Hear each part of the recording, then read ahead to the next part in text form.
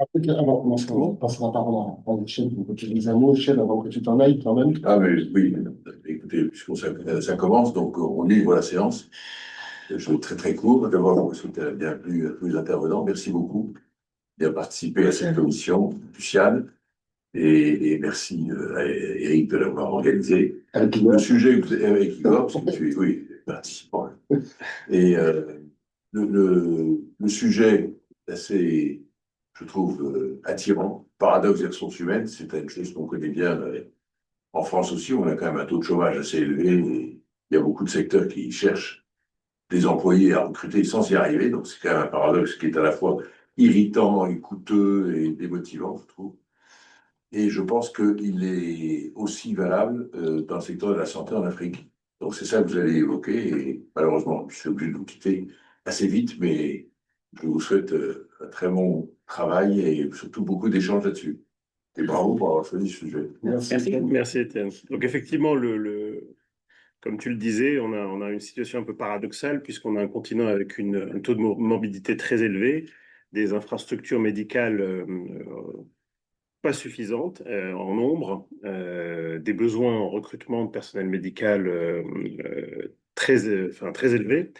Et en même temps, effectivement, une pénurie de cadres, puisque de nombreux cadres médicaux africains vont aller en Europe, aux États-Unis ou ailleurs pour des raisons liées aux revenus, aux équipements, à l'accès à certaines infrastructures aussi.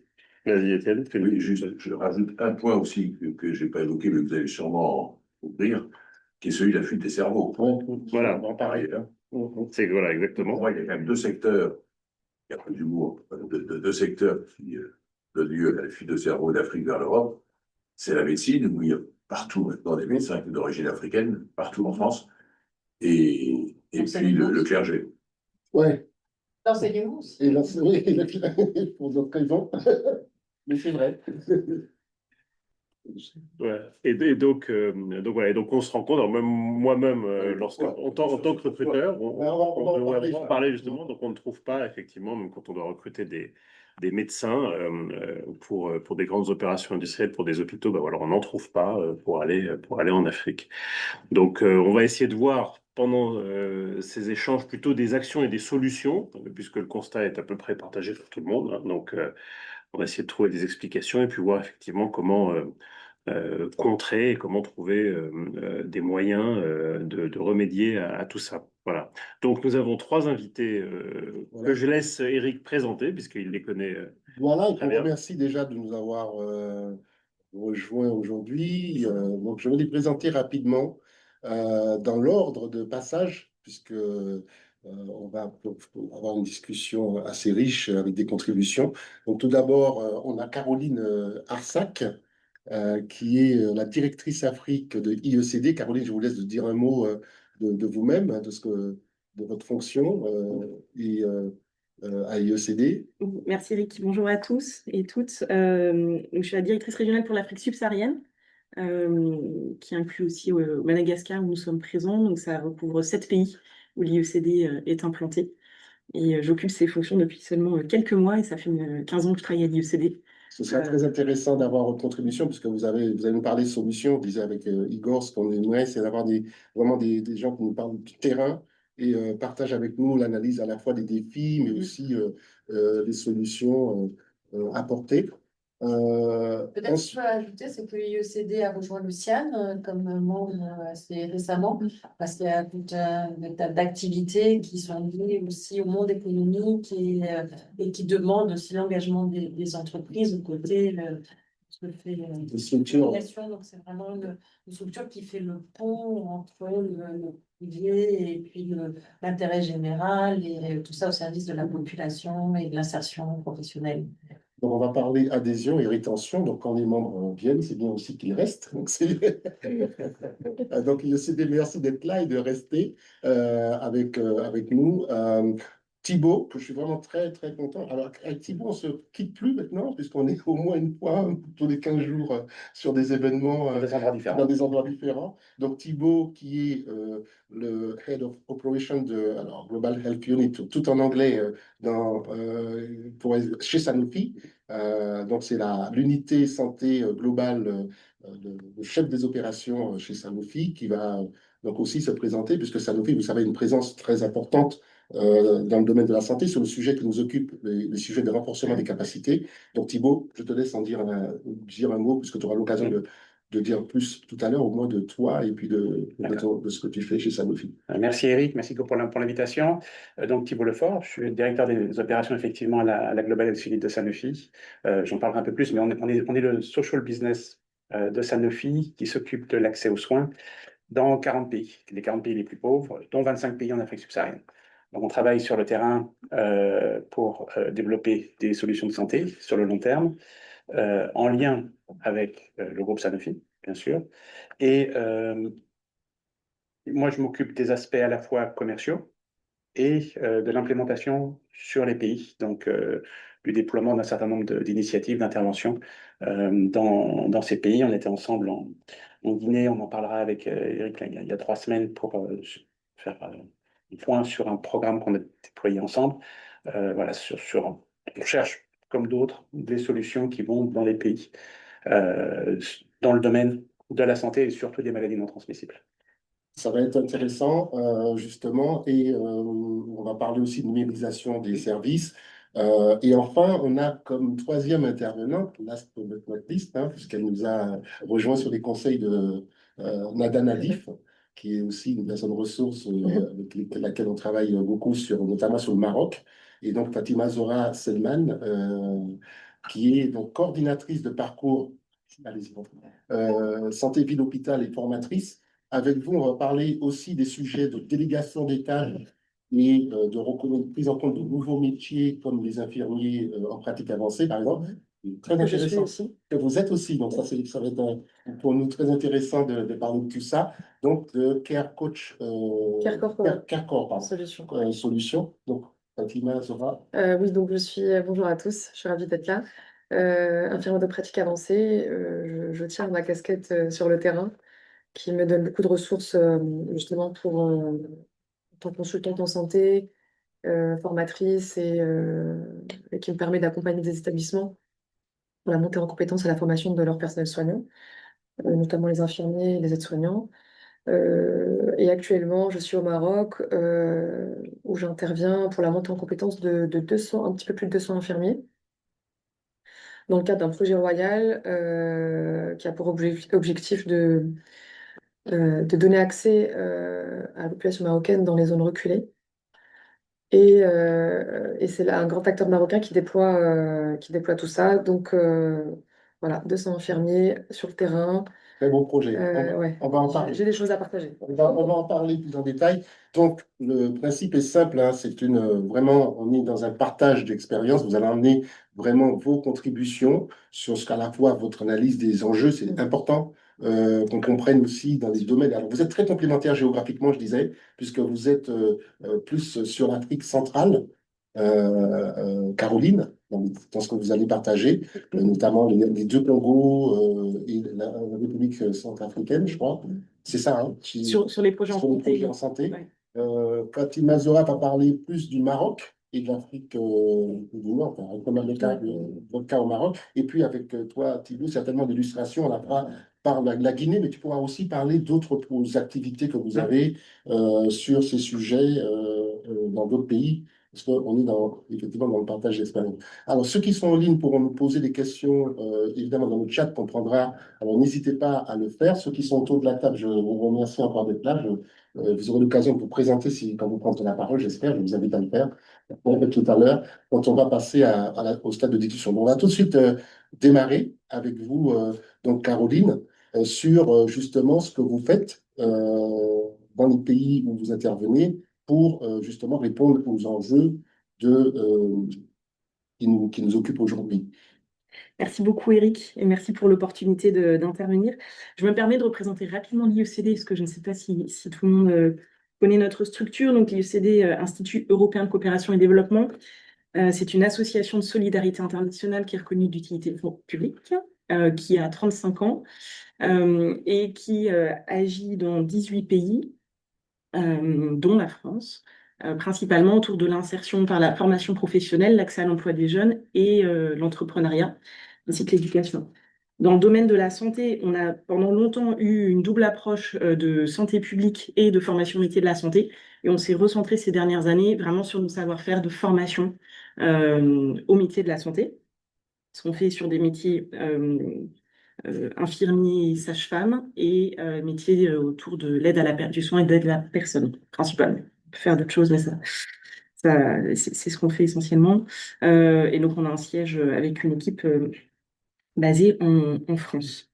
Pour vous parler un petit peu de ce qu'on de ce qu'on fait et comment on voit la situation, je vous raconte en premier 2 souvenirs, qui sont des souvenirs à la fois personnels et professionnels. Le premier, c'est la première journée de toute ma vie que j'ai passée en Afrique. C'était il y a 20 ans. J'ai terminé mes études et je me retrouve à une centaine de kilomètres dans une petite ville de province. Je n'étais pas du tout dans une capitale, j'étais au Cameroun, dans un centre de santé. Et je me retrouve seule dans un bloc opératoire de fortune avec un médecin. Il n'y avait personne d'autre que ce chirurgien. Et un monsieur assez âgé, on va dire un papy, entre dans le bloc opératoire sur ses 2 pieds avec une charlotte sur la tête, s'installe sur le... Excusez-moi, je ne suis pas du médical. S'installe sur la table d'opération. Et à la faveur d'une anesthésie locale, un petit coup de seringue dans l'œil, se fait opérer de la cataracte. Le chirurgien était seul, il n'y avait pas de laser, il n'y avait pas de personnel. Il avait des ciseaux et de quoi remplacer le cristallin et recoudre. Donc là, j'ai pris un choc qui n'était pas celui que j'attendais. Et une deuxième expérience, 10 ans plus tard, dans une maternité publique de l'hôpital principal d'une grande ville africaine, toujours en Afrique centrale, pas le même pays, une ville de 2 millions d'habitants. Et là, je me retrouve un peu malgré moi, j'avais pas très envie d'y aller, mais il fallait y aller, dans une salle d'accouchement, un bloc d'accouchement. Et donc là, bloc d'accouchement collectif, et donc il y avait 6 femmes qui étaient en train d'accoucher en même temps. Il y avait pas un rideau pour les séparer les unes des autres. Les sages-femmes passaient de l'une à l'autre sans se laver les mains. Il y avait une mare de sang par terre. Et les pauvres mamans qui étaient en train d'accoucher dans la douleur se faisaient crier dessus pour rester polies, euh, se faisant prier de ne pas crier trop fort, s'il vous plaît, mesdames. Autre choc. Et cette deuxième scène, c'était il y a 10 ans à peu près. Alors pourquoi je vous raconte ça? Déjà parce que c'est extrêmement difficile de faire des généralités. On peut assister à des merveilles comme à des désastres quand on parle du secteur de la santé en Afrique. Et aussi parce que ça soulève si je m'attarde plus sur la deuxième situation, ça soulève une question clé qui est que quand on parle de pénurie de personnel qualifié, on parle de pénurie, mais on parle aussi de qualifié.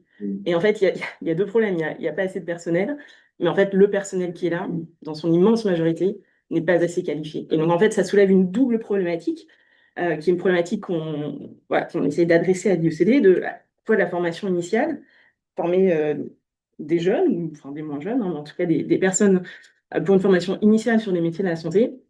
Il y a une problématique extrêmement importante de formation continue des professionnels qui exercent leur profession.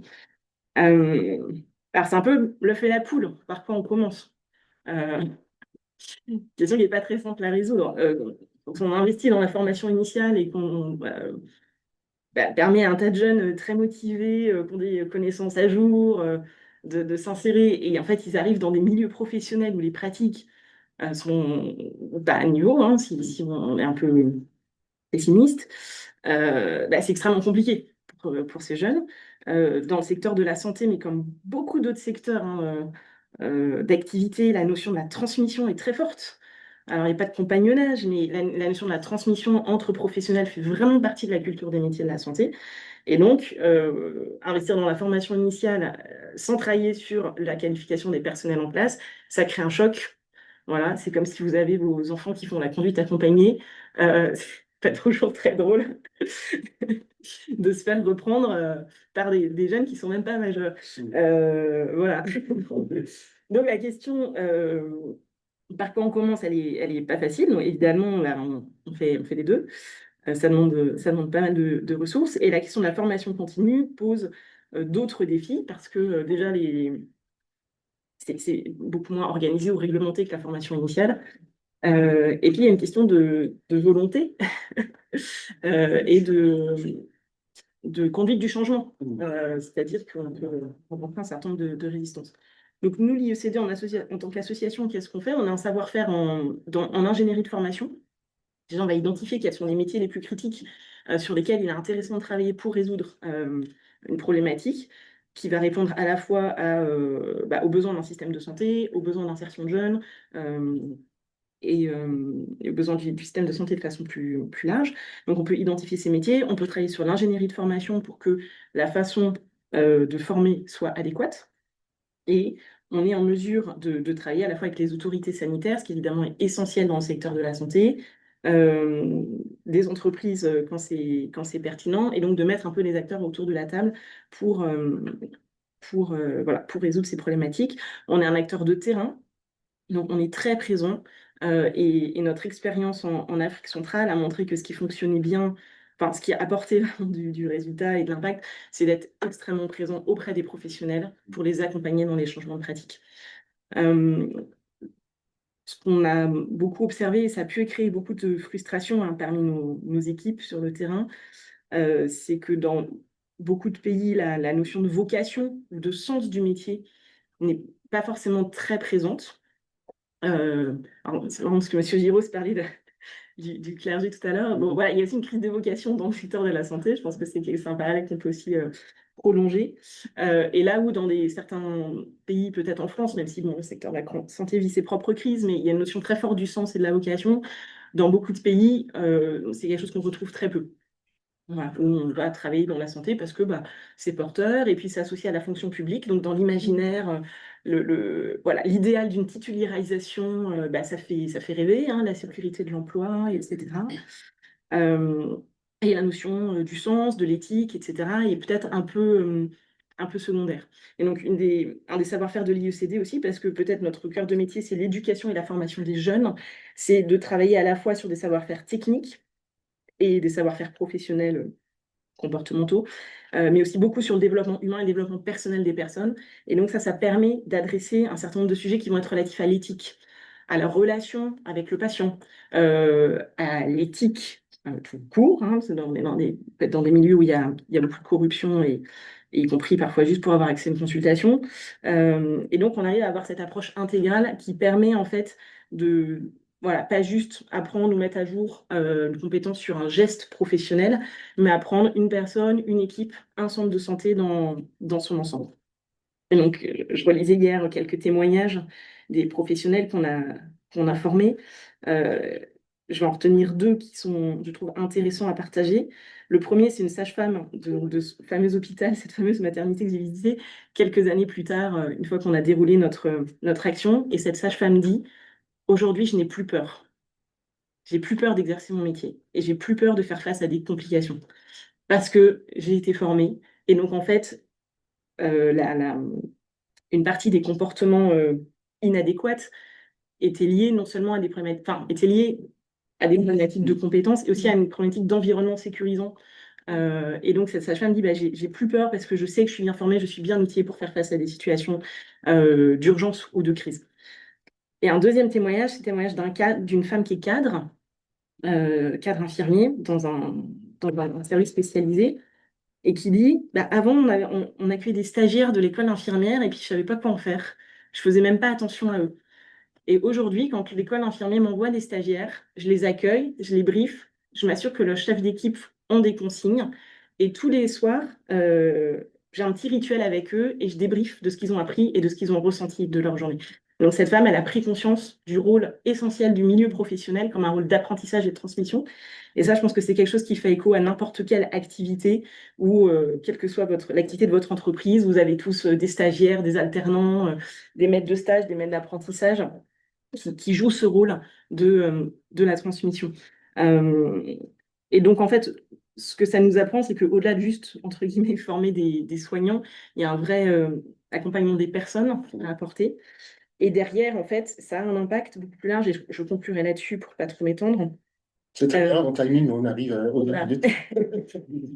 En fait, il y a un impact qui peut être systémique. C'est-à-dire qu'on peut se dire, mais qu'est-ce qu'une petite association qui, en plus, n'est même pas du pays, vient faire dans le système de la santé?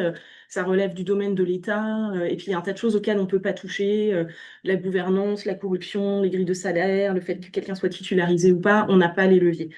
Euh, mais en fait, la formation et le développement des personnes peuvent vraiment faire tâche d'huile.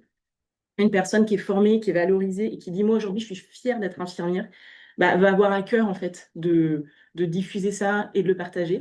Et ensuite, ce qu'on a aussi pu constater, alors, à une échelle toute modeste, mais voilà, c'est toujours un début, c'est que par la formation des personnes, on peut mettre en place des outils de gestion, des formulaires, des checklists, des outils de vérification d'un stock, de vérification d'une caisse, etc., parce qu'on forme les personnes. Et en fait, ces outils peuvent aussi se diffuser et être pris par des systèmes publics. Et donc, dans le pays où on a mené ce large projet de formation du personnel de santé, on a formé plus de 1000 personnes en fonction dans 8 structures de santé différentes. Le ministère de la Santé s'est réapproprié, et on en est extrêmement content, des fiches de poste du personnel d'encadrement. Ils ne savaient pas quoi faire. Ils étaient cadres, ils ne savaient pas ce qu'ils avaient à faire. On leur a fait des fiches de poste. Ils se sont réappropriés leurs outils. Et ça a pu être diffusé au sein d'autres centres publics. Donc, on ne peut pas prétendre résoudre tous les problèmes quand on est acteur privé ou associatif. Mais le biais de la formation est effectivement une entrée qui est assez puissante en termes ensuite de diffusion d'un certain nombre de bonnes pratiques pour apporter notre pierre à l'édifice sur ce vaste sujet. Merci Caroline. Donc, de toute façon, sur cette première contribution, vous avez vraiment souligné le rôle important. On parlait de levier, vous avez dit, on n'a pas pris sur tous les leviers. La question des salaires, vous ne pouvez pas agir dessus quand vous êtes un acteur, une ONG, une organisation experte ou même du secteur privé.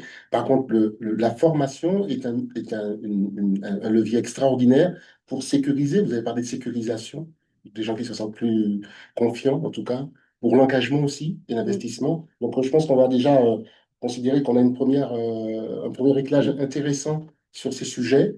Et il y a certainement d'autres défis à relever. Il y en a encore plein d'autres d'ailleurs, parce qu'il y a aussi le sujet des infrastructures, du matériel, de la numérisation des services. Donc, on va certainement aborder ces sujets. Juste avant de passer la parole à Thibaut, je voudrais dire que c'est un thème cette année qui est très en haut de l'agenda de la santé mondiale, ce thème des ressources humaines pour la santé. Vous avez vu que l'Assemblée mondiale de la santé a, il y a 2 semaines, consacré un point très important à ce sujet, et que Africa CDC, qui est l'agence de prévention et de contrôle des maladies de l'Union africaine, a sorti une note d'ailleurs qu'on va vous partager sur ce sujet-là, avec une véritable analyse justement de tout, de ce que ça coûte, à la fois la fuite des cerveaux et le fait de ne pas assez investir justement dans la montée en compétences et la formation des professionnels de santé. Donc on va en parler avec Thibaut aujourd'hui sur justement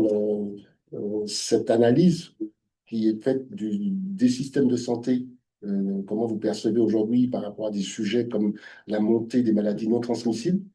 Les systèmes de santé africains ne sont pas, on le sait, ils n'ont pas été conçus pour adresser ces enjeux-là, parce que au départ, on était plus sur des maladies infectieuses, et il y a un besoin de renforcer ces capacités, de former des professionnels de santé, certainement de numériser aussi les services de santé. Donc, qu'est-ce que ça nous fait dans ce domaine, Thibaut, si tu peux nous en dire quelques mots. Merci Eric. Donc, encore merci pour l'invitation et merci pour le sujet, parce que je pense qu'il y a, personnellement, c'est quelque chose que j'ai découvert. Je travaillais en Afrique pendant de longues années, mais je n'avais pas réalisé le paradoxe jusqu'à le toucher. En fait. Le fait que dans certains pays, en tant que laboratoire pharmaceutique, quand on voulait interagir avec des endocrinos, des oncologues, on se rendait compte qu'il y avait 1, 2, 3 spécialistes dans le pays, parfois 0, qu'il y avait un clair manque de professionnels de santé, et que dans d'autres pays, on a des universités qui tournent à fond, qui produisent des infirmiers, des médecins, mais qui ne trouvent pas de travail localement et qu'on retrouve en Angleterre, en Europe, aux États-Unis, partout, en France, mais pas sur place. Donc ça, pour moi, c'est vraiment un paradoxe. Donc chez Sanofi, c'est un sujet qui nous touche.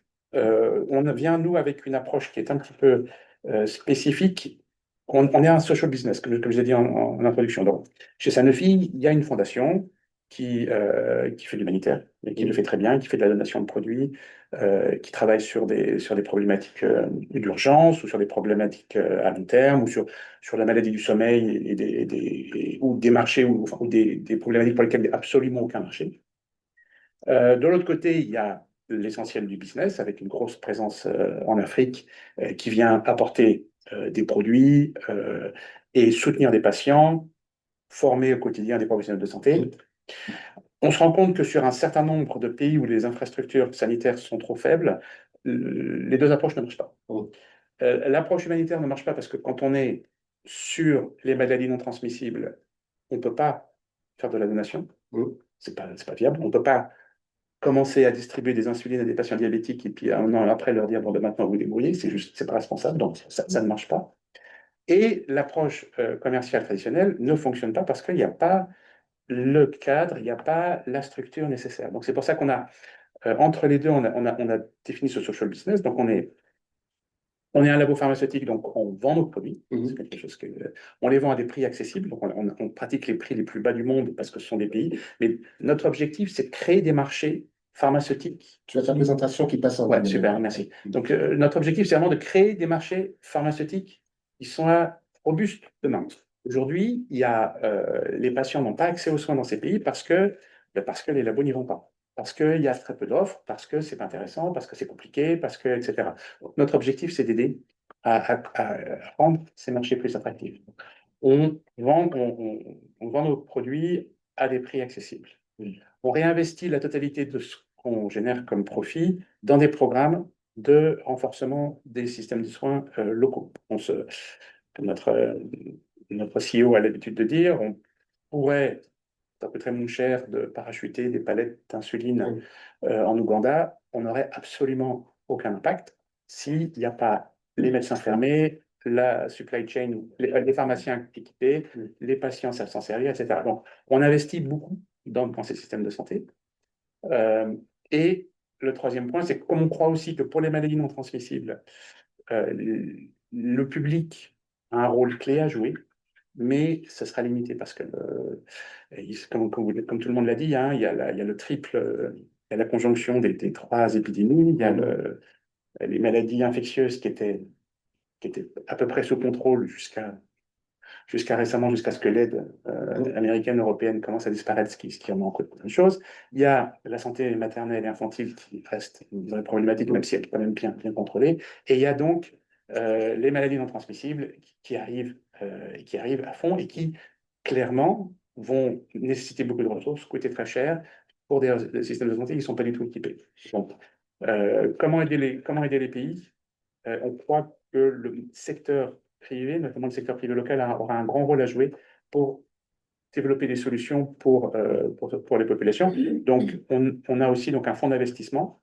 On investit dans des startups locales ou régionales qui viennent avec des solutions innovantes pour aider les patients, pour aider les pharmaciens, pour aider les médecins. On travaille avec une startup, par exemple, sud-africaine qui s'étend sur l'Afrique subsaharienne aussi et qui a développé une solution pour créer un réseau pour que les médecins se parlent. Une espèce de Facebook. Il y a des social media, un social media, mais il y a des énormes problèmes. Il n'y a pas du tout de suivi du parcours du patient. Donc le patient, il se retrouve, il va aller dans le centre de soins, il va se retrouver il va aller dans la clinique et il va présenter des symptômes que le médecin local n'a jamais vus. Le médecin ne connaît pas grand monde, il n'a pas du tout. Donc, il crée ce réseau qui permet aux médecins de se partager des cas cliniques, de discuter, de se renvoyer et de suivre, et que le patient ait aussi un minimum de suivi. Donc, ce genre de solution digitale, on y croit beaucoup et on investit. Dans les interventions, pour revenir pratiquement sur les programmes qu'on soutient, là aussi, alors, on a trois piliers au sein de ces programmes. On en a un qui rejoint un peu, qui est sur la disponibilité des produits, donc tout ce qui est supply chain. Aider à ce que les pharmaciens, enfin le soutien aux pharmaciens, qui va de la formation jusqu'à l'informatisation, jusqu'à l'équipement. On se rend compte que quand un produit quitte la France à 1 euro et qu'un patient à Madagascar le paye 4 euros, il y a peut-être un problème. Et c'est pas que de notre faute, hein. Donc, comment on travaille sur les assiettes empilées, les systèmes de distribution, comment on optimise. Quand des patients, pareil, sous insuline, doivent payer une fois 5 euros leur flacon pour un mois, et quand ils reviennent, ils passent à 15 euros parce qu'il y a une rupture et que quelqu'un qui en profite, ça non plus, c'est pas viable. Donc, on travaille beaucoup sur la supply chain. Euh, on travaille sur l'accompagnement du patient aussi, donc euh, euh, tout ce qui est campagne de dépistage, d'information, mais aussi l'accompagnement digital, parce qu'on est sur des maladies qui sont chroniques, le patient, il en a pour longtemps, et déjà qu'il n'y a pas beaucoup de professionnels de santé, mais ils ont peu de temps à consacrer et ils ne vont pas pouvoir donner le suivi, l'information dont ils vont avoir besoin. Il y a très très peu de ressources, et les patients se retrouvent à aller chercher des ressources comme ils peuvent sur Internet qui ne sont pas du tout appliquées à leur situation. Donc, on cherche à développer donc aussi ces aux patients. Et le troisième axe, qui est l'axe qui est important pour aujourd'hui, c'est donc tout l'axe de formation des professionnels de santé. Et, ça, c'est quelque chose euh, qui est assez naturel pour la formation des Sanofi. C'est quelque chose qu'on sait faire depuis longtemps, mais on se rend compte qu'on doit le faire de manière différente, notamment en Afrique subsaharienne, et donc on le fait, alors tout ce qu'on fait, on le fait en partenariat, on le fait jamais nous-mêmes, hein. On n'a personne sur le terrain, on Toujours travaille en lien avec les autorités sanitaires. toujours en lien, comme IECD. toujours en lien avec les autorités sanitaires. Donc tout ce qu'on fait doit être endorsé par le ministère de la Santé, mais on ne finance pas les ministères de la Santé. Donc on vient avec nos priorités, on s'assied avec les programmes nationaux et on essaye de voir de quoi ils ont besoin en termes de formation, qu'est-ce qui ferait sens. Et ça va des programmes de formation, de renforcement. Par exemple, un des sujets qui nous importe, c'est sur le diabète. On s'est rendu compte en République démocratique du Congo qu'un médecin qui termine sa formation a passé à peu près moins de 5 jours sur le diabète. Au bout de 600, 700 d'études. 5 jours. 5 jours, c'est pas énorme. Donc, résultat, la plupart ne prennent pas en charge, enfin, prennent en charge le diabète de base, mais ne prennent pas en charge l'insulinisation. Donc, on renforce ça. On renforce aussi, on a beaucoup de programmes qui travaillent sur les volontaires, donc les auxiliaires de santé, tout ce qui est les réseaux communautaires pour quand il y a vraiment un besoin de, euh, euh, de rendre l'accès aux soins primaires plus proche des patients. On va travailler aussi sur le rôle du pharmacien. Parfois, quand il n'y a pas de centre de santé dans le coin, ben, le pharmacien, ça va être le premier centre. Donc, comment l'aider aussi à mieux prendre en charge ses patients. Et à l'autre extrême, on a quelques programmes aussi de renforcement des capacités des spécialistes. Qui là pose un problème dont j'espère on aura l'occasion de discuter, c'est que quand on a commencé à le faire, ben, on s'est rendu compte qu'on formait, notamment sur le cancer, on a formé une dizaine de spécialistes, Oui. dont 8 ont disparu. Qui ont quitté qui ont quitté le pays. Qui ont quitté le pays Après 2 ans. Après 2 ans, qui ont quitté le pays.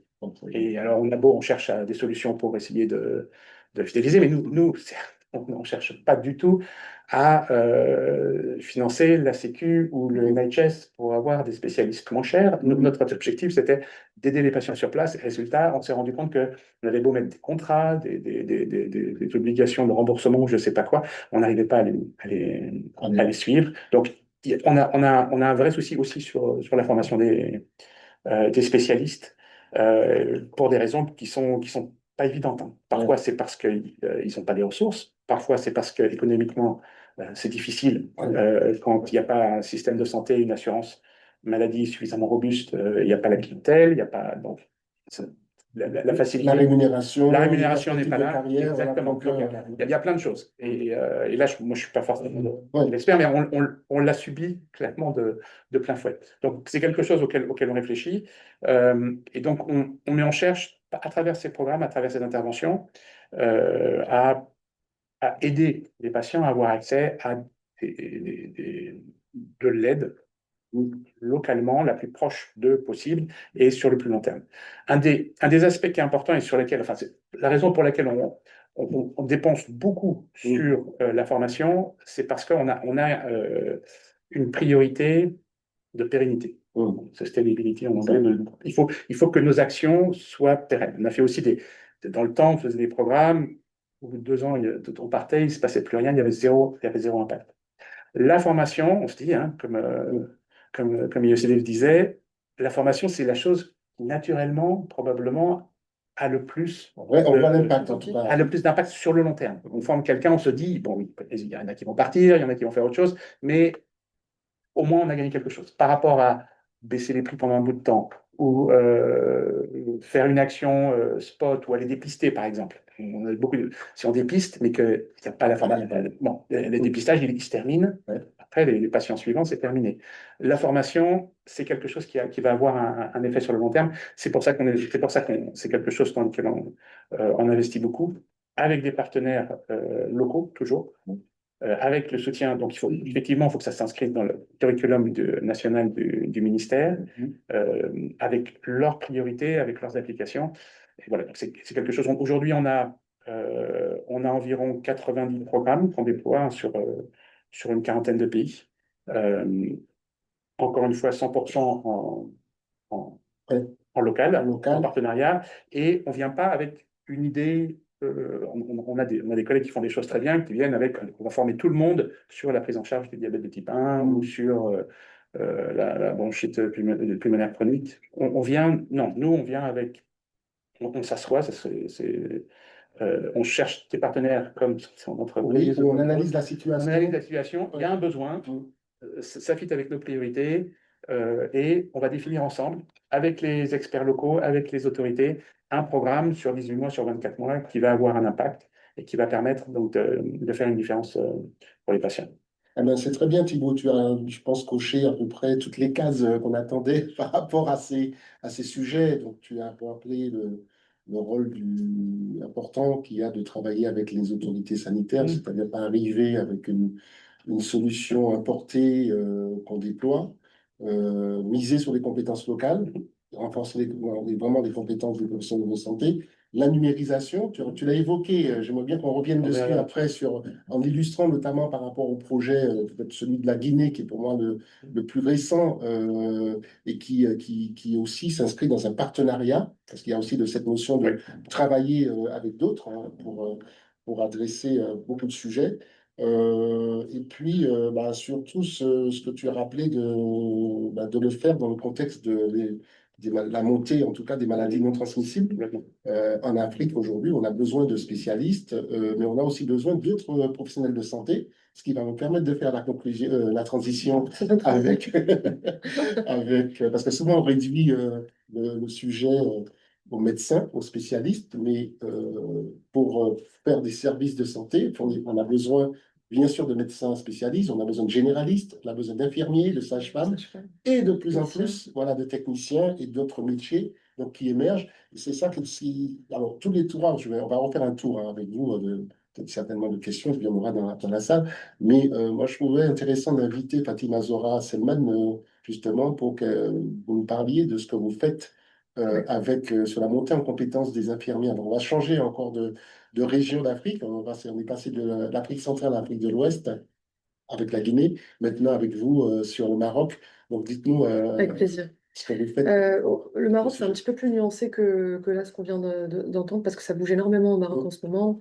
Il y a une grosse réforme du système de santé qui est en train de se faire, les groupements hospitaliers qui sont en train de voir le jour, le dossier médical informatisé, partagé qui est en train voilà, ça bouge beaucoup, l'assurance maladie qui est en train de se mettre en place.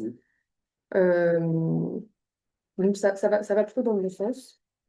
Je vais juste recontextualiser avec un chiffre, je suis sûre que vous l'avez tous entendu, c'est que d'ici 2030, il manquera 15 millions de soignants dans le monde. On parle même de 18 millions.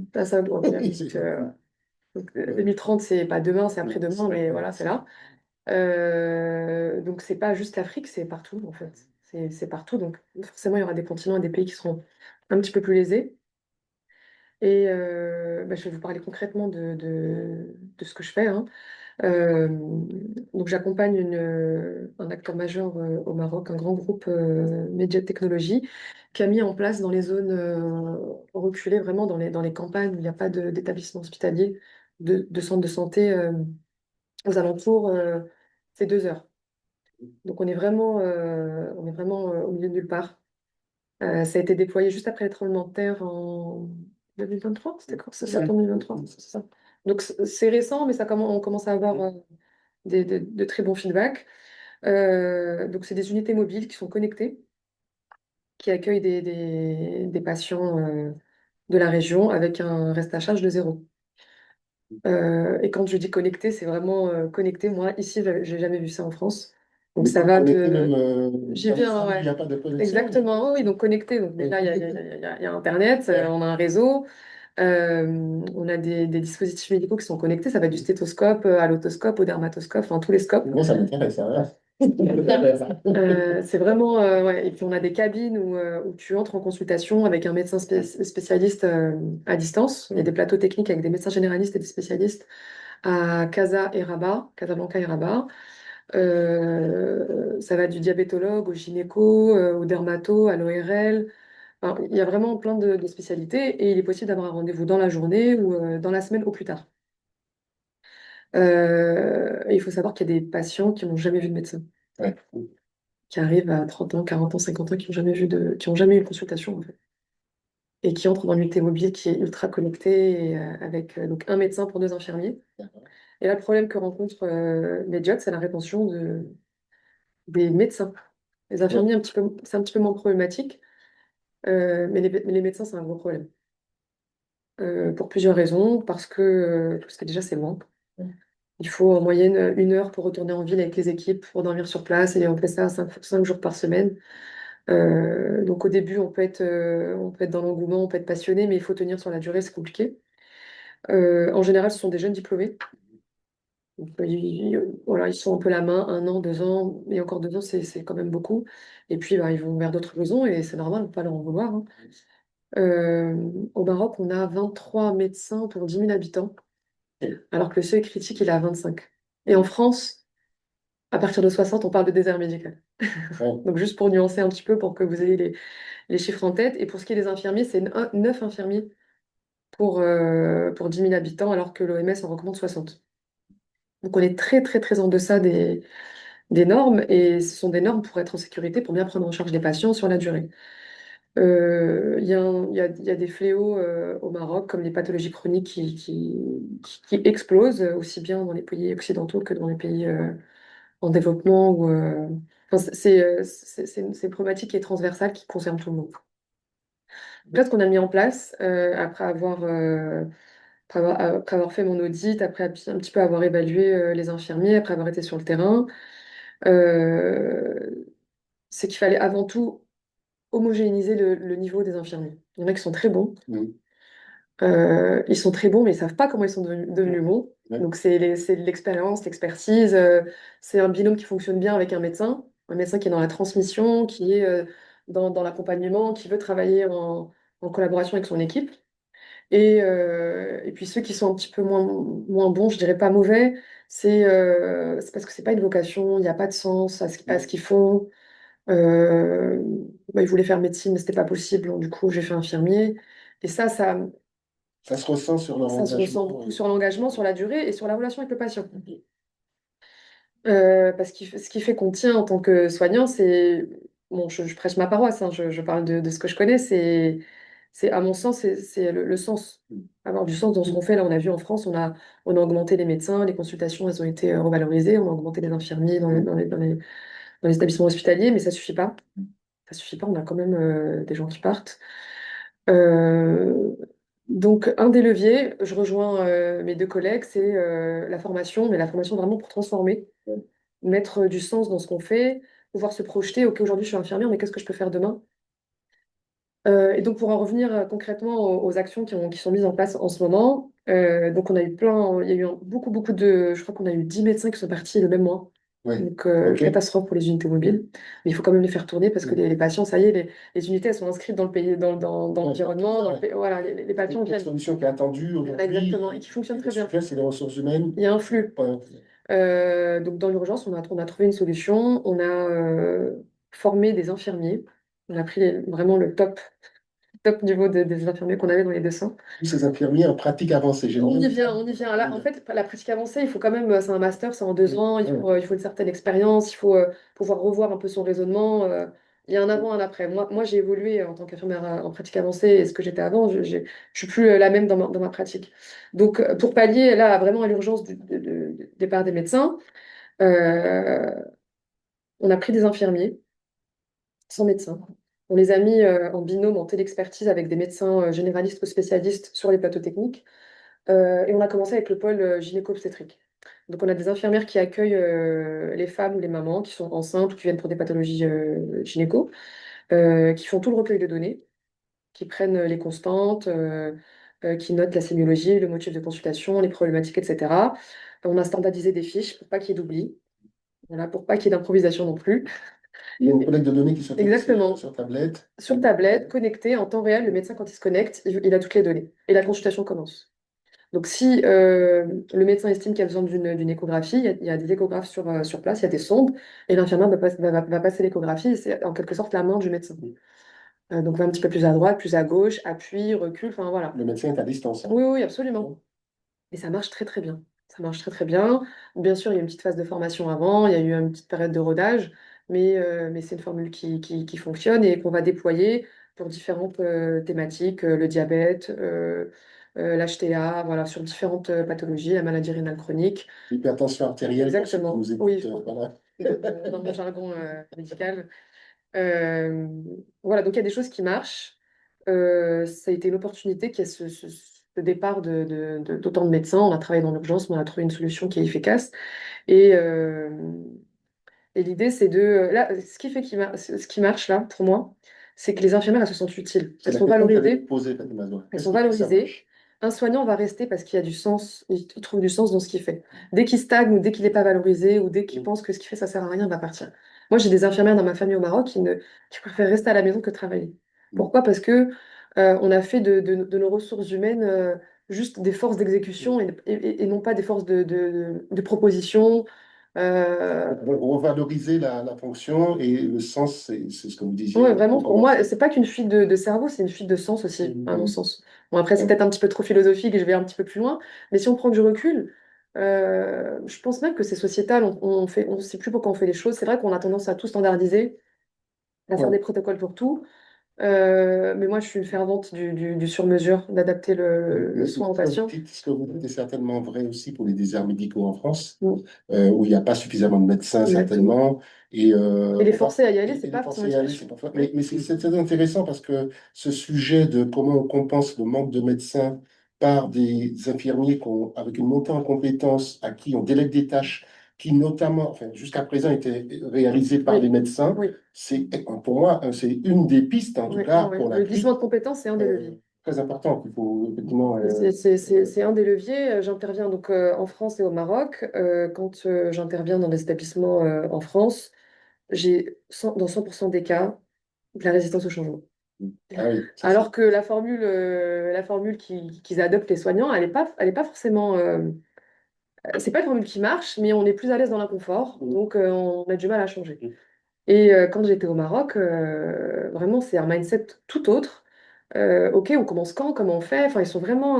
Enfin, j'ai fait des formations de 9h à 18h, j'ai pas entendu une mouche voler. Je vous assure. c'est très intéressant, on va revenir. Donc, c'est vraiment pas du tout le même état d'esprit.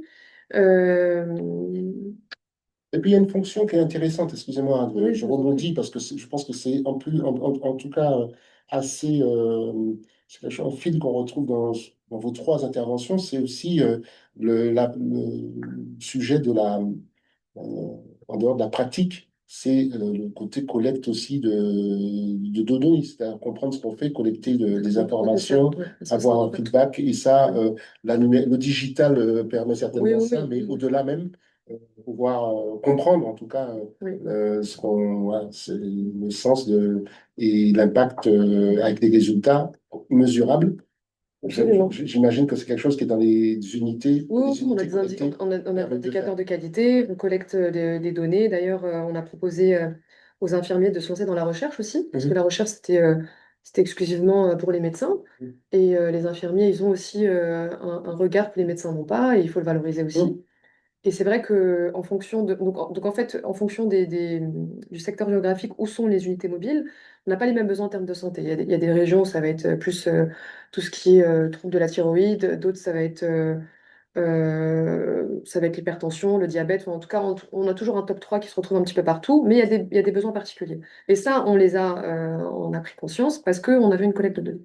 justement. Ça, c'est parfait. Ça nous donne quand même avec vos trois interventions, quand même un premier tour de contribution. Dans la salle, voilà, il y a certainement des questions. Question, comment est-ce qu'on trouve ces médecins qui donnent des consultations à distance? En fait, du coup, ils n'ont plus le temps pour des patients. Ils sont exclusivement sur les plateaux présentiels. techniques, de 9h à 17h, et ils enchaînent les consultations.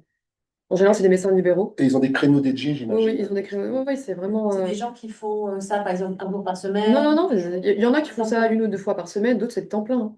On a Mais des du coup, médecins ça qui veut dire sont. qu'ils ont complètement transformé leur pratique. Ils voient Il y a plus des médecins qui sont à la de retraite et patients. qui changent de mode d'exercice, et d'autres, oui, qui sont exclusivement à distance connectés.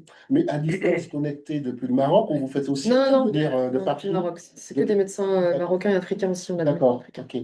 Bon, Ouais. ça, c'est un Non, modèle. non, ce sont des médecins locaux qui connaissent les enjeux locaux, qui connaissent la population, c'est des acteurs locaux. Et vous dites que ça peut être des médecins retraités Oui, qui reviennent, reviennent notamment là, des gynécos qui sont retraités, qui reviennent de et l'État. qui exercent à Ouais, distance en ouais, télémédecine. exactement. Ou en téléexpertise. En 2025, c'est l'ère du numérique, du Ouais. digital, enfin, Ah oui, c'est ça, j'allais dire. Il y a déjà une pénurie de médecins si on les détourne, enfin, si on leur offre d'autres moyens d'exercer, mais enfin, il manque toujours des médecins quand même aussi en présentiel. Ouais. Dans les hôpitaux, oui, ça Ah serait oui. fait. Mais là, on est vraiment, on offre des spécialistes dans des zones rurales Ça où. servir rien. Ouais. Oui, je suis d'accord, mais du coup, ils sont même là où ils étaient, ils sont plus dispo, puisqu'ils sont occupés plein de choses. Alors après, on peut analyser les avantages et les limites du modèle, mais Oui, ce c'est sûr. que je comprends que ça emmène, c'est une offre de service de soins dans des zones qui en étaient dépourvues Exactement. et l'approche unité mobile, donc la stratégie avancée qui consiste à aller au-devant des populations, plus la télémédecine. Si on n'a pas de médecin localement sur le centre de santé, ça permet au moins de fournir un service. Mais si je peux mettre, c'est vrai que c'est une des contraintes qu'on voit dans beaucoup de pays. Quand on essaye de faire de la téléexpertise, c'est la disponibilité des médecins. Je regarde par exemple, il y a des pays comme l'Afrique du Sud qui le rendent obligatoire. Donc la solution, c'est que les médecins, notamment les spécialistes dans les hôpitaux, ça compte dans leur formation continue, ils ont une obligation de faire une après-midi par semaine, d'être disponible pour de la téléconsultation. Et ces deux volets-là, Oui. parce que ça concerne aussi Oui. les médecins sur le terrain. Parce Oui, que ça. sur le terrain, c'est une autre détresse. C'est un autre détresse. Ouais, mais c'est pas Et facile. justement, en Afrique du Sud, moi, j'avais eu un exemple qui avait été primé sur Vivatech il y a des années de téléconsultation pour l'ophtalmologie, qui avait très bien fonctionné. Et justement, c'était avant des intermédiaires qui étaient obligés de consulter tout le temps le service central à l'hôpital dans la grande ville. Et en fait, au fur et à mesure, ils avaient mis en place un système lié à la diagnostic et à la formation, et ils avaient constaté qu'ils avaient moins de demandes, donc ils s'étaient demandé qu'est-ce qui se passe.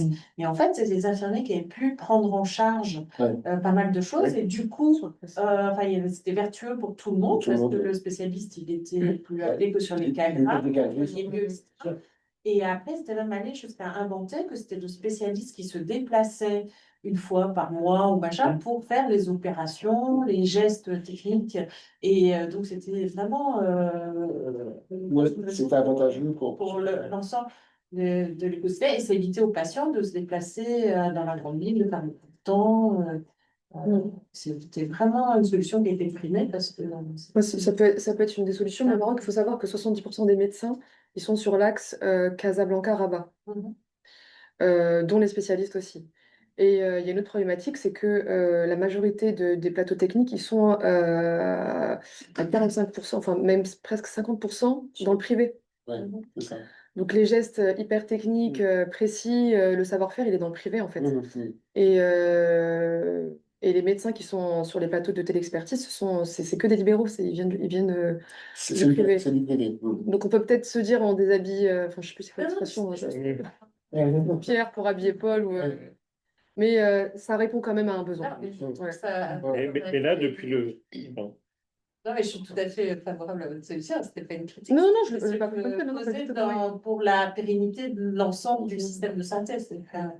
Je voulais demander juste, donc, depuis le départ là, massif de ces soignants, est-ce que finalement vous avez renoncé à réintroduire finalement un médecin et donc de continuer à fonctionner comme ça, ou bien vous, comme vous avez, enfin, vous continuez quand même à essayer de. L'idée c'est de c'est pas de pas fonctionner son médecin sur place, c'est de donner plus d'autonomie clinique aux infirmiers et de mettre plus de médecins généralistes sur les plateaux techniques. Donc, premier abord, c'est le médecin généraliste et en fonction du besoin et de la demande, du motif de consultation, un spécialiste. Parce que sur place, ce sont que des médecins généralistes. Et la deuxième étape, c'est la pratique avancée. Les infirmiers en pratique avancée, moi j'en suis une preuve vivante que c'est une formule gagnante.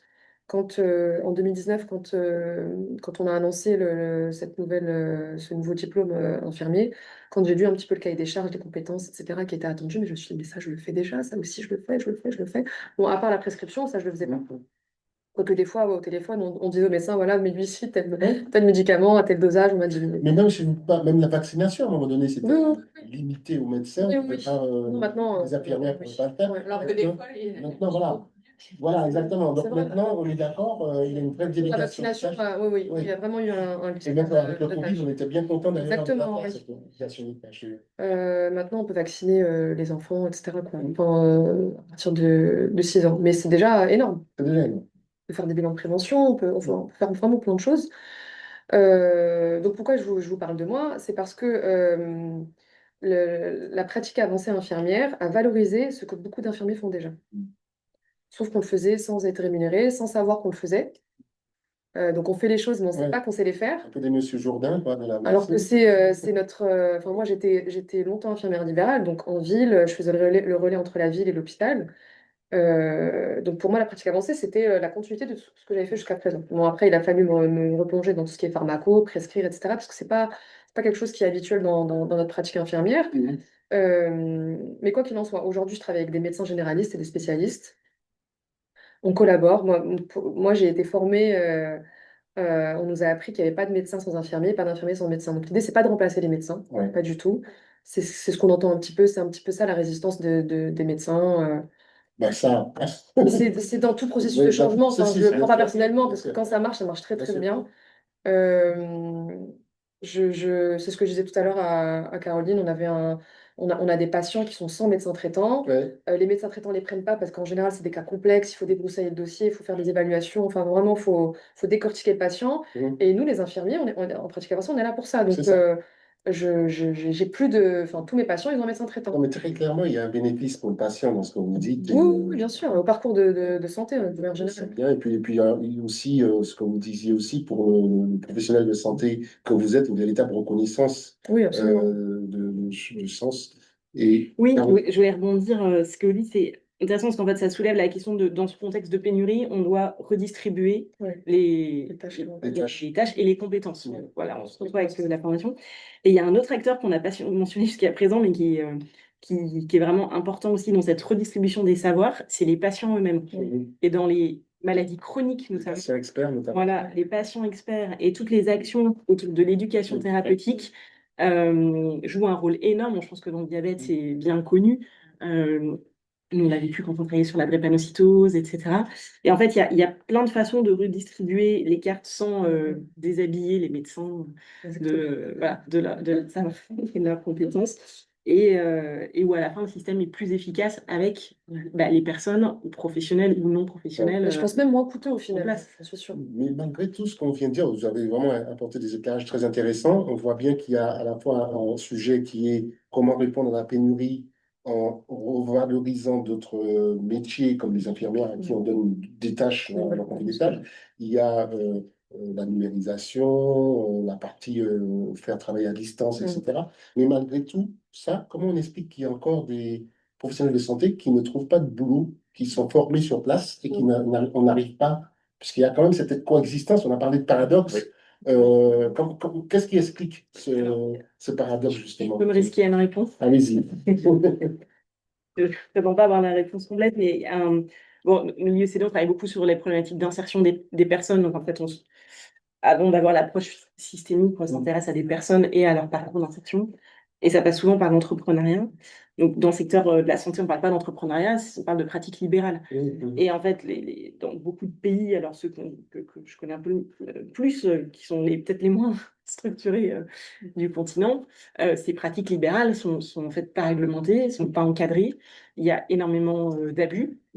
Et donc, en fait, le marché finalement salarié est très restreint parce que dans la fonction publique, c'est un peu bouché, les titularisations, et puis les conditions de travail ne sont pas non plus exceptionnelles. C'est-à-dire que les personnes, en fait, ont une autre activité à côté.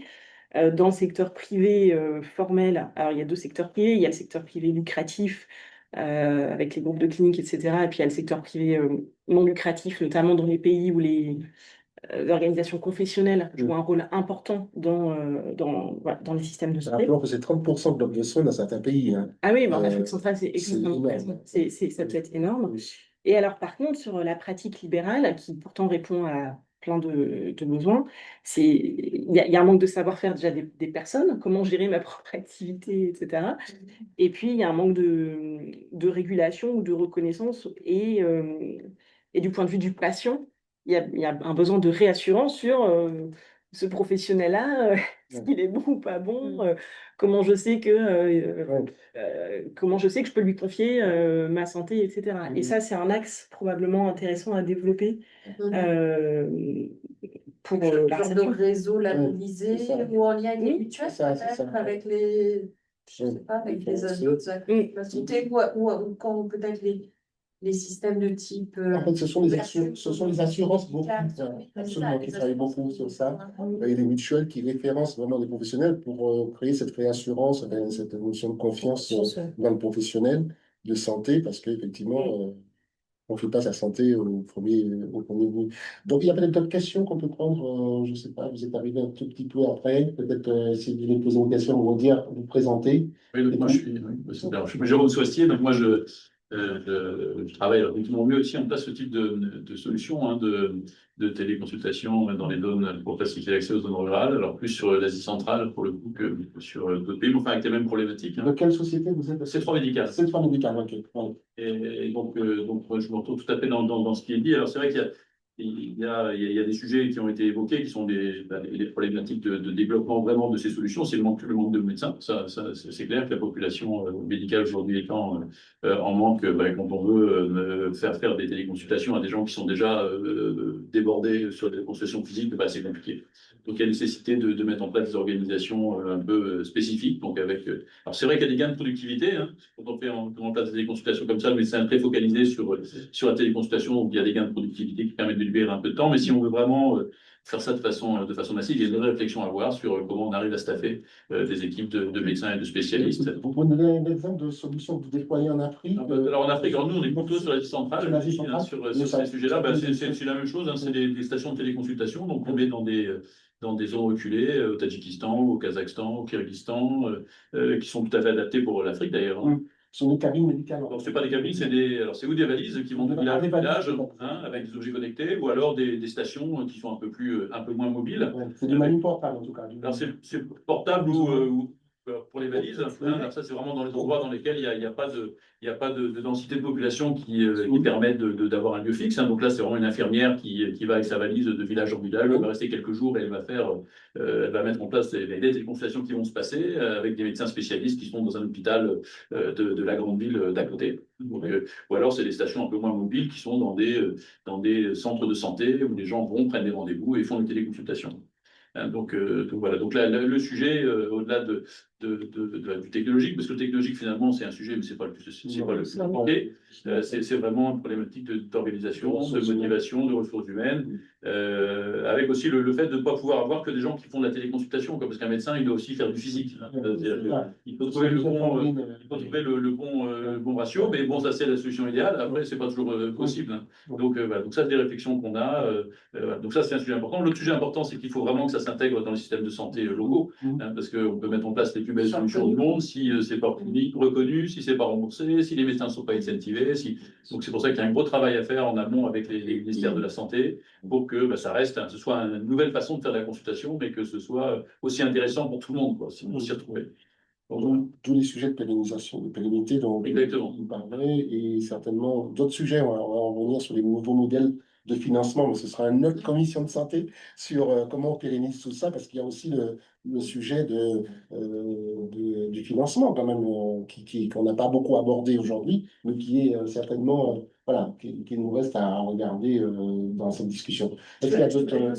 En Côte d'Ivoire, il y avait un point focal santé au sein de l'ambassade de France. Est-ce que c'est quelque chose qui est répandu en Afrique ou c'est un cas particulier? Qu'est-ce que tu peux nous dire là-dessus si on a des solutions, enfin, si on a des actions à mener dans le domaine de la santé? Est-ce qu'il faut en parler aussi avec l'ambassade de France ou avec l'AFD ou avec Expertise France? Est-ce qu'on a des points de contact locaux Alors, on a toujours des de maintenance, on appelle ça les conseillers régionaux de santé au sein des ambassades, parce qu'ils ne sont pas tous médecins d'ailleurs. Non, mais ce sont plus des conseillers sur la stratégie santé, sur les partenariats. Et donc, ce sont des gens, évidemment, qu'il faut rencontrer dans les pays quand on y va. Alors, comme ils sont conseillers régionaux, souvent ils couvrent 2 ou 3 pays, quand ce n'est pas 4. En Guinée, par exemple. En Guinée, ils couvrent 4 pays. Ouais. Ils sont, voilà, toujours. Donc, ce sont des points de contact vraiment qu'on recommande à tous ceux qui travaillent, à tous les acteurs de la santé qui veulent faire des choses en Afrique. Et ils sont des facilitateurs aussi pour trouver des bons partenaires. Dans l'écosystème, il faut respecter vraiment l'écosystème. Comme je m'as dit, il y a des syndicats de médecins. Il y a surtout les autorités sanitaires qui voilà, notre recommandation toujours, ça a toujours été un point vraiment très important, vous l'avez tous dit, c'est qu'on ne vient pas avec des projets, même de formation, qu'on déploie sans que ça soit validé par les autorités sanitaires. Ça, c'est vraiment le principe de base. Et surtout, même s'ils ne vont pas donner d'argent, il ne faut pas se leurrer.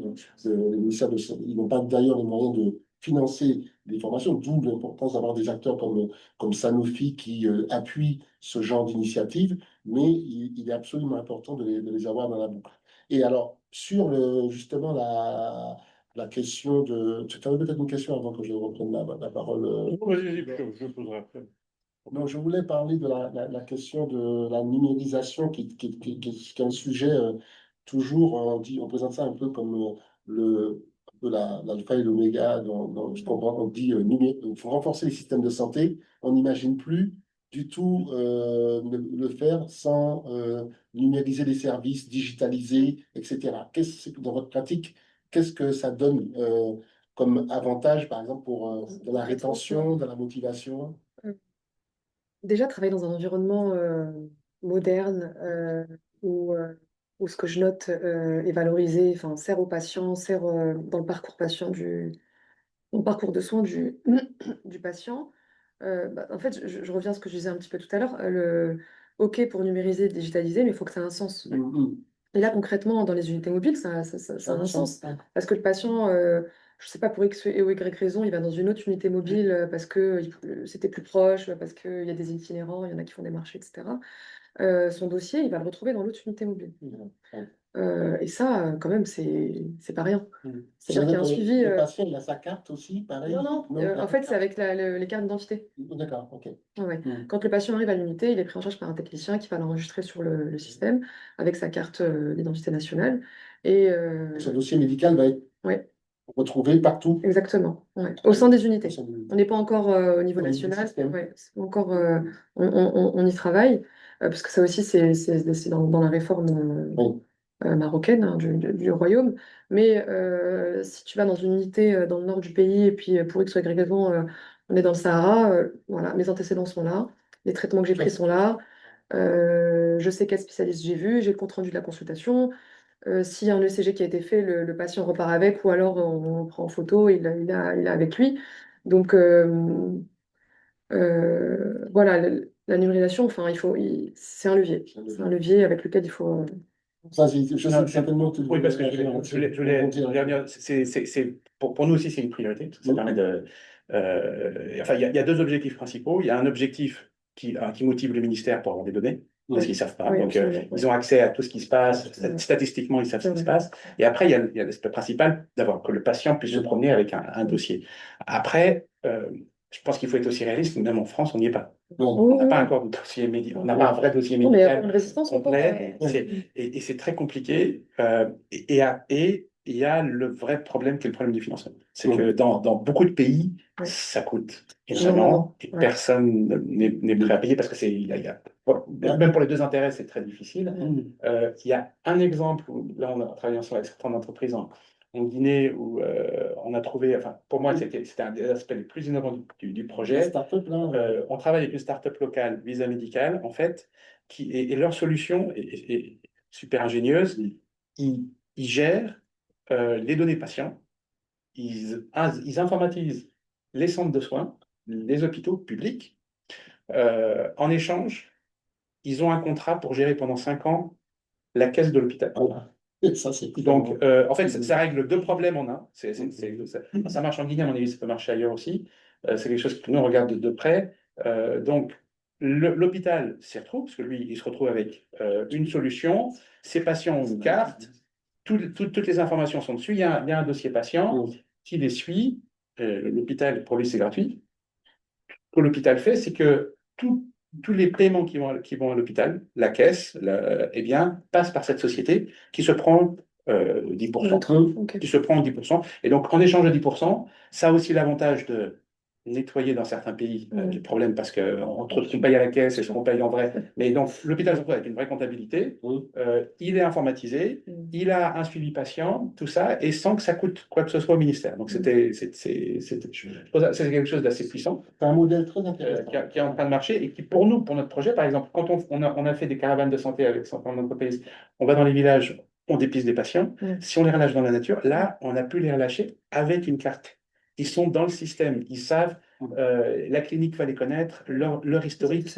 Rien que ce qu'ils ont fait pendant la journée de dépistage, les archives, ils n'ont pas besoin de les refaire quand ils vont à la clinique une semaine plus tard. Donc, tout ça, ça a de la valeur. Et je suis d'accord que l'informatisation est clé, mais franchement, c'est un sujet sur lequel il va falloir réfléchir parce que les sommes en jeu et le fait qu'il n'y a pas de.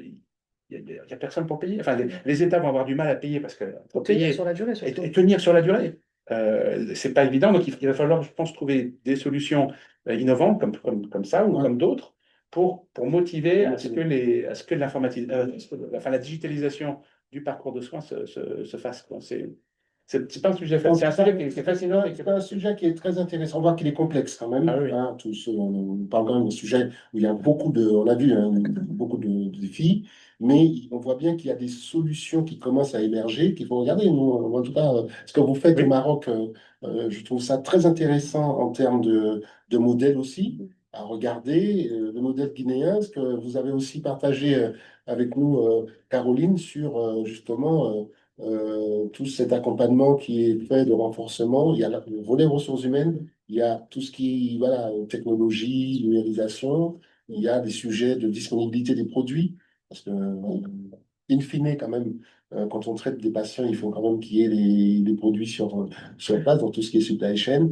Et puis, il y a peut-être d'autres sujets. Oui, non, moi j'avais plus une question sur l'évolution des choses, c'est-à-dire sur ces 20 dernières années, ce qu'on appelait le paradoxe des ressources humaines. Est-ce que justement c'est quelque chose qui s'est aggravé? Est-ce que c'est simplement qu'il y a plus de personnel de santé qui est formé et donc il y a plus de départs aussi? Ou est-ce qu'on voit quand même des signaux positifs comme dans d'autres secteurs d'activité, alors qu'ils ne sont pas la santé, mais sur des postes d'ingénieurs ou autres, où on voit au contraire pas mal de repas, la diaspora, etc., qui est très active.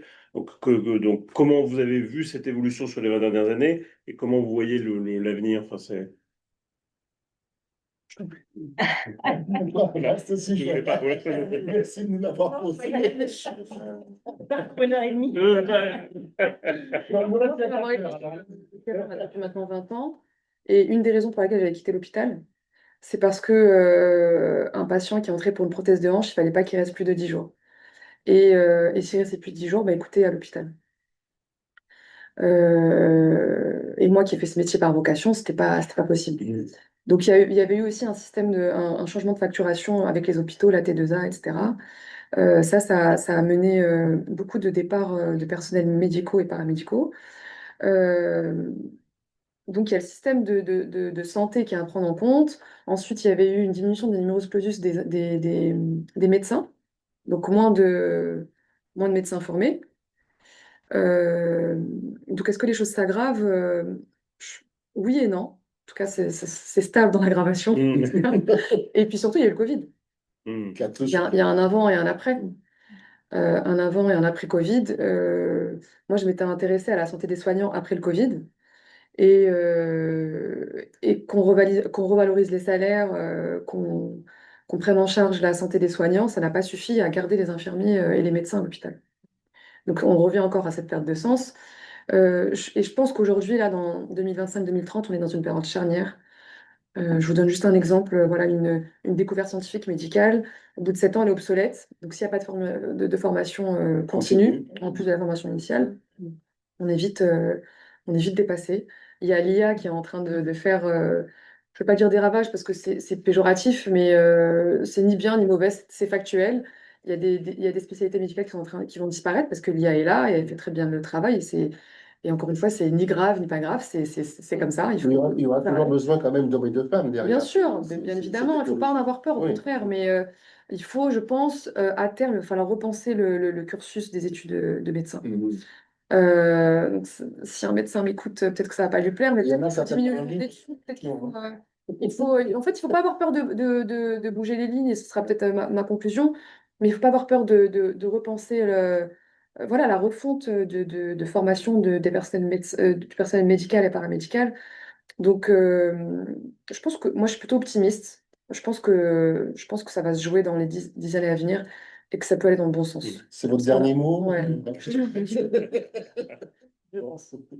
Très bien. Ben, écoutez, justement, on voulait vous laisser un peu de temps pour un mot de la fin, donc s'il y avait encore une question. Peut-être une question sur les financements privés, justement, enfin, le rôle des entreprises ou parce que l'IECD, enfin, d'où vous tirez votre financement, c'est des dons, c'est des dons de personnes privées, c'est des dons d'entreprises, c'est un mix, enfin, voilà, ça comment peut on être fait pour intéressant. convaincre les entreprises De financer. la santé. Oui, merci pour votre question. Alors, l'IECD, historiquement, on en a une proximité assez forte avec les entreprises parce que comme on travaille dans l'insertion et la formation professionnelle, quelles que soient les filières, que ce soit sur l'énergie, le BTP, le tourisme, on a toujours co-construit des programmes avec les entreprises. Donc, on a on va dire une certaine facilité à travailler avec le secteur marchand. On est une association, donc on a accès, bien sûr, au financement plus institutionnel. Donc, pour financer les actions, nous, on a un modèle à l'échelle de l'IECD. Donc, l'IECD, c'est à peu près 25 millions d'euros annuels de chiffre d'activité, qui est actuellement à peu près équilibré. On a 60% de fonds publics et 40% de fonds privés. Et les fonds privés viennent d'entreprises, fondations d'entreprises ou fondations philanthropiques. Très peu de particuliers dans notre modèle. Et donc, spécifiquement sur des projets dans les domaines de la santé, bon, les entreprises peuvent être impliquées à de différentes façons. Donc, dans certains pays, il y a des politiques RSE ou des engagements contractuels de local content associés à des contrats de production qui permettent aux entreprises d'avoir des budgets, et le secteur de la santé peut être un secteur qui les touche ou qui les intéresse, ou bien un secteur sur lequel la contrepartie, enfin, l'État les incite fortement à, voilà, à investir. Les entreprises, enfin, nous aussi, l'IECD, on est un employeur, donc on sait très bien comment la santé au travail affecte, enfin, comment la santé affecte l'absence, la productivité, etc. Et donc, il y a un intérêt aussi direct à s'intéresser à la santé parce que nos propres collaborateurs sont absents, inquiets, quand il faut évacuer un expatrié pour une crise d'appendicite dans certains pays, voilà, ça peut paraître absurde. Les équipes nationales qu'on voit très inquiètes avec des situations parfois dramatiques de décès pour des questions de mauvaise prise en charge. C'est vrai que c'est quand même une thématique qui touche. Tout le monde peut voir la santé, pourquoi c'est important, que ce soit pour la vie de l'entreprise, pour la communauté, etc. Donc, ça peut être à travers des fonds, des enveloppes RSE ou au local content. Ça peut être aussi tout simplement des axes de prévention pour la santé au travail. Il y a des entreprises qui sont fortement mobilisées sur ces sujets-là. Et je pense que tout ce qui est relatif aux maladies chroniques, par exemple, s'y prête assez bien. Est-ce que j'oublie quelque chose, Diane? Merci, Caroline. On a aussi une question sur le rôle de la diaspora qui est en ligne. Donc, quelqu'un qui pose la question, comment faire revenir les médecins de la diaspora, si ce n'est en leur donnant sur place les mêmes moyens, donc en valorisant les infrastructures déjà réalisées. Alors, je crois qu'on est reparti sur une heure dans le domaine public et par les organisations. Qu'est-ce que vous en pensez d'un mot chacun? Alors, Et on va bientôt passer au mot nous, de la on fin. envoie pour des missions d'expertise courtes. Mm. C'est-à-dire que des médecins de la diaspora qui sont en France vont être très intéressés à venir faire des missions d'une semaine, 2 semaines, 3 semaines Ouais. pour transmettre, former, etc. Et on voit aussi des mouvements de triangulation. Je ne sais pas si on peut les généraliser, ou revenir dans son pays d'origine avec les conditions de travail d'un pays d'origine ne sont pas acceptables, enfin voilà, sont pas suffisants, mais aller dans un autre pays que dans son pays d'origine avec des conditions d'expatriés ou dans un pays où la situation, par exemple, travailler à Abidjan, c'est quand même plus facile de travailler à Douala, voilà, où les conditions matérielles, plateaux techniques. Non, il y a des indicateurs objectifs, monsieur Nabil, voilà. Et donc, où les plateaux techniques, niveau de compétences, il y a certains pays où c'est probablement plus attractif et on va avoir une triangulation où on peut aller dans un pays qui n'est pas son pays d'origine, mais où on contribue quand même à une certaine forme de give back et de contribution et de sens. Et donc, ça, c'est des choses qu'on. Et vous avez trouvé des candidats facilement, enfin, assez facilement sur ce type de mission? Il y Alors, en a? nous, actuellement, là, enfin, tu me corrigeras, mais sur l'Afrique subsaharienne, on en a peu recours. Mais par exemple, quand on travaillait sur des gros projets en Afrique centrale, on a aussi quand même des centres de référence régionaux qui sont des vrais pourvoyeurs d'expertise. Donc, par exemple, l'hôpital Mokole à Kinshasa, aujourd'hui capable de prendre en charge des grands prématurés à 22 semaines, c'est un vrai centre de référence. Et donc, on a aussi, si je reviens à la question de comment on voit les choses, en fait, ça évolue à plusieurs vitesses, malheureusement. Quand on est dans les faubourgs de... Je ne vais pas citer une ville, mais... Non, mais évidemment, quand on est en Centrafrique, voilà, la situation n'est pas du tout la même. Et on peut avoir de manière régionale des pourvoyeurs d'expertise. Le top du top des compétences n'est pas exclusivement en Europe ou aux États-Unis. Et compter sur l'expertise régionale, en fait, par exemple sur le pôle mère-enfant à Kinshasa, rayonne. En fait, on fait appel aussi à ces experts congolais pour venir intervenir dans des pays de la sous-région. Donc, je pense qu'il y a plein de façons. En fait, c'est pas linéaire ou vertical. Il y a plein de façons de mobiliser les expertises et de partager ces savoir-faire au sein de la diaspora ou à un niveau sous-régional. En formation notamment, je pense que faire appel à ces médecins de la diaspora pour venir en renfort, on est un très bon exemple d'ailleurs, quand il nous aura pour former, voilà, et c'est aussi intéressant, même dans les expertises qu'on mobilise. Il me semble qu'il y a des associations. Oui, il y en a, de médecins de la diaspora qui proposent ce genre de choses. Donc, je pense on arrive pratiquement à la fin.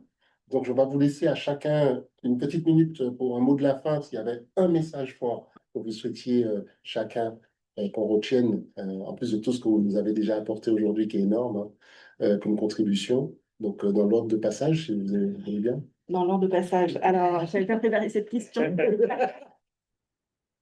Non, c'est un sujet très complexe. Et moi, si je retiens effectivement une chose, c'est de tout ce que j'ai pu voir, de nos projets, c'est le sentiment de fierté. Donc, ça, on va revenir au sens que peuvent avoir des professionnels de santé à qui on a donné un environnement ou des compétences ou un environnement qui les remet en fait dans un rail où ils ont envie de contribuer à leur niveau à améliorer les choses. Et cette fierté-là, cet engagement-là, je pense, voilà, peut produire des déclics extrêmement vertueux au niveau collectif, au-delà du niveau individuel. Merci Caroline. Oh, toi Thibaut, parce que tu es passé le deuxième. Hein. Oui, non, mais je voudrais juste aussi revenir un peu sur sur la question de l'évolution. Je pense que c'est quelque chose qui ne va pas être résolu tout de suite. Je pense il va continuer à y avoir des appels d'air des pays riches, malheureusement, pour les professionnels de santé. Il va y avoir, mais d'un autre côté, il se passe énormément de choses. Il y a beaucoup d'innovation. Je pense que à l'image de ce qu'on a pu faire ensemble en Guinée, ce qui marche, c'est le partenariat. On peut aussi revenir sur la question sur les grandes entreprises. Quand Orange finance, parce qu'il s'est retrouvé une campagne de sensibilisation, Sanofi vient avec la formation, la Croix-Rouge vient avec les experts. Enfin, on se met à plusieurs et on a un impact qu'on n'a pas ailleurs. Donc, je pense que l'aspect partenarial, les grands employeurs en Afrique ont un rôle clé à jouer là-dessus, et l'innovation. Parce que les solutions, elles vont venir par les innovations digitales, les innovations techniques, mais aussi le changement des rôles. une redistribution, il va falloir sortir du cadre. Et ça, c'est quelque chose qui est à la fois très, très excitant. Il y aura pas, je pense pas qu'il y aura une solution. Chacun va trouver ses propres solutions, mais ça nous rend optimistes quand même. Absolument. Non, non, c'est très intéressant. Et puis, juste avant de passer le mot de la fin, il y a quand même dans la partie privée enfin, un profil qu'on n'a pas beaucoup évoqué, c'est les entrepreneurs de start-up. Complètement. L'écosystème des start-up dans la santé numérique qui est foisonnant et qui participe à ce renforcement des capacités du système de santé. J'ai l'honneur de conclure. Oui. Je vais rebondir un petit peu sur ce qui a été dit en vous donnant des mots-clés. Donc former, c'est bien, mais il faut qu'on reconnaître les acteurs qu'on a sur le terrain, qui sont déjà là, qui demandent qu'à faire. Je pense aussi qu'on a besoin d'un changement de paradigme, il faut faire bouger les lignes, il faut créer des liens, des ponts entre les filières. Aujourd'hui, je suis infirmière, demain, je peux être sage-femme. Faut pas que je recommence à zéro, c'est pas logique, c'est pas possible. J'ai une expertise, si j'ai travaillé dans un service de mater ou de gynéco, on devrait faciliter un peu les échanges dans les filières médicales et paramédicales et le sens, mettre du sens dans ce qu'on fait. Pour moi, c'est vraiment le fil conducteur. On va vous réinviter certainement, Avec plaisir. Fatima Zora, et merci à tous les trois en tout cas pour vos contributions, vos témoignages. Igor, tu veux dire un mot certainement sur... Non, mais merci à tous. C'était vraiment, comme toujours, hyper intéressant. Et effectivement, plutôt optimiste. Et, merci, Eric, en tout cas, d'avoir. Merci à toi. Merci à toi aussi qu'on ait mis ce sujet sur l'agenda. C'est un sujet qui intéresse évidemment les entreprises adhérentes du CIAN et ceux qui ne le sont pas encore, d'ailleurs, on vous invite à nous au passage. Vous n'avez pas pris la parole, on n'a pas eu l'occasion de vous entendre, mais c'est le moment, si vous avez quelque chose de vous souhaiter dire. Oui. Bonjour à tous, je m'appelle Philippe Létard. Mmh. Je suis PMO de formation, donc Project Manager Officer. J'ai travaillé plutôt dans l'océan Indien, donc Madagascar, originaire de la RDC. Puis je suis passé par le Nigeria et l'Éthiopie. Donc pour des ONG ou des fondations, donc par exemple MEDER, qui est une ONG suisse. Je ne sais pas travailler avec vous UNICD, mais les apprentis d'Auteuil, ouais, on connaît ce genre de choses. Comme les références, hein. Merci. Et, donc j'affectionne les projets ou les missions impact. Et aujourd'hui, je suis consultant et j'accompagne par exemple donc une start-up en RDC dont l'idée est de mettre à disposition des médicaments. Voilà, à proximité, donc dans le commerce de proximité. Donc, ils travaillent avec des pharmacies, c'est ça? Avec des pharmacies certifiées. Ouais, okay. Voilà, donc un système de pharmacie certifié, et puis ça permet de pousser des médicaments dans les quartiers avec des médicaments. Ça va peut-être intéresser Thibaut, ça, hein, donc Il y a là, voilà. Je ne veux pas faire un peu, mais ce sont des sujets évidemment qui nous intéressent. Donc on arrive à la fin, mais on va garder certainement contact parce qu'on cherche. On est aussi évidemment notre rôle à la commission santé, c'est d'être un peu un radar sur des solutions qui existent, les bonnes et les beaux projets à impact. Donc on va vous remercier tous ceux qui sont en ligne aussi, qui restent encore avec nous, et puis vous rappeler quelques dates qu'on vous invite à noter parce qu'il y en a, hein, on a un mois de juin assez chargé cette semaine.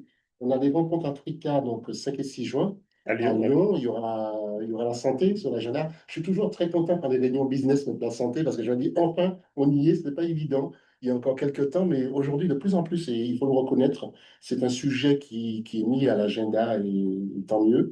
Donc 5 et 6 juin, nous y serons avec le CIAN et j'interviendrai sur le panel santé. On a Vivatech la semaine prochaine pour tous les sujets de numérique et de digital intéressent. La health tech est très présente aussi de plus en plus d'ailleurs et tout l'écosystème d'ailleurs francophone, pas que, parce que Vivatech c'est très international, mais nous y serons également avec le 12 une grande session sur comment les startups peuvent répondre aux défis de ce qu'on appelle l'approche One Health, donc une seule santé, qui Le sujet est vaste. Enfin, pour résumer, je dirais climat et santé, les impacts du climat sur la santé, comment aujourd'hui les startups développent des solutions qui répondent à ces défis. La semaine prochaine, donc 12 juin, à Paris, il y a les rencontres africaines francophones 2025, Sandrine y sera, 26-28 juin. Les rencontres entre des entrepreneurs. C'est francophone, c'est les rencontres de l'Alliance. À Brazzaville, voilà. Brazzaville. À Brazzaville. Il n'y a pas que les patronats francophones, c'est des gens de système. Voilà, et pour ceux qui nous écoutent aussi, je pense que c'est important pour ceux qui y sont présents, notamment en Afrique centrale ou en RDC, certains veulent faire traverser le fleuve pour venir. Donc, il n'y a pas la santé, par contre, à l'agenda, à ma connaissance, mais c'est quand même en termes de business. C'est un espace de rencontre, un espace d'expression, la partie forum est plutôt institutionnelle, c'est-à-dire qu'il faut répartir les prises de parole entre les différents pays, etc. C'est assez institutionnel. Il faut y être, parce que c'est bien d'y être. En tout cas, moi, je vais essayer d'y venir si j'ai mon passeport, pour dire si mon visage ne l'a pas. Alors, on a une autre date à retenir, c'est 4 et 5 juillet à Rabat, avec le Health Summit, organisé notamment par Nada, qui va sur le thème de l'hôpital de demain. Tu veux nous dire un tout petit mot sur cette conférence, ce colloque qui arrive, Nada, c'est pas la première édition d'ailleurs. La cinquième. La cinquième. C'est la cinquième édition, donc c'est un colloque qui existe depuis 2019 et qui vise à être un trait d'union entre le Nord et le Sud. Et donc, on parle d'innovation. L'année dernière, d'ailleurs, on a traité le sujet du capital humain. Donc, c'est au cœur des interrogations avec pas mal d'intervenants. Et donc, on a la présence du ministère de la Santé, d'acteurs publics, privés, fondations, donc tout ce qui explique. Et avec voilà, des délégations qui viennent d'Europe, du Canada. Une présence du secteur privé et d'acteurs publics aussi. Exactement. Et puis des fondations. Et des fondations. Aussi des industriels du secteur pharma pour réfléchir à ce qu'il faut préparer pour l'hôpital de demain et comment s'y préparer. Très intéressant, on y sera. Moi, je viens. J'y serai, voilà. On s'intéresse tous. Et puis, enfin, la prochaine commission santé qu'on consacrera donc, au thème des nouveaux modèles de financement de la santé, je pense que là, on aura beaucoup de monde, puisque vous savez qu'on est dans un contexte de coupe budgétaire où il y a beaucoup de sujets sur les financements. Et donc, ce sera le 16 septembre, notez bien cette date. Ce sera en format hybride et on vous tiendra au courant très vite des intervenants et de l'heure en principe, c'est fin de matinée. Donc, vous êtes les bienvenus. Voilà, j'en profite pour signer la prochaine commission RH, qui clôt la saison, puisque ce sera le jeudi 10 juillet, entre 9h30 et 11h, pour la présentation du rapport sur le marché de l'emploi en Afrique 2025 par Yannick Megwene de l'Africa Business Club et Patrick Plactor de Afrique Search. Voilà. Là aussi en format hybride. On y sera aussi, je vous invite à le faire. Et puis, on vous souhaite une belle fin de journée. Merci. Tous, voilà, ceux qui sont en ligne. Merci. Bonne journée.